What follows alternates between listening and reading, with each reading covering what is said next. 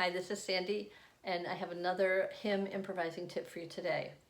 So when you're looking at your hymns and you see a song where you have 3 beats of the same note, there's one little quick fill-in that you can do with that. For instance, I'm looking at One Day When Heaven Was Filled with His Praises. This song has a lot of dotted half notes in it. You could do this in as many of these places as you feel like it sounds good. But let's just pop it into the first one that we see.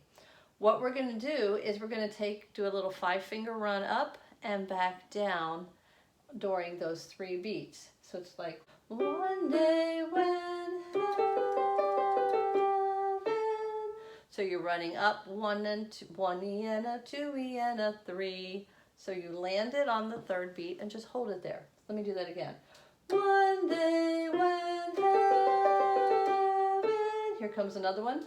Was filled with His praise. Here's another opportunity. So you see that you can kind of pop those in when you have 3 beats of the same note.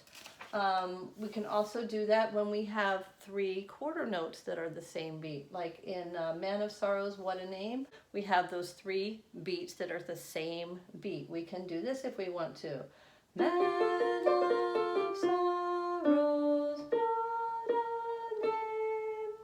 So anywhere that you have any combination of 3 beats of the same note, it can be half note quarter, it can be 3 quarter notes, it can be a dotted half, whatever it is, 3 beats of the same note in your melody, you can run a little 5-finger scale up and down. Now you do have to keep your key signature in mind. For instance, Hallelujah, What a Savior, this Man of Sorrows is in the key of B flat. I've got B flats and E flats.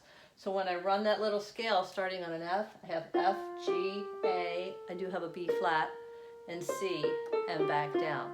So just a real little quick embellishment that you can add to your hymn playing. Again, this is Sandy at Playforministry. I'll be talking to you later.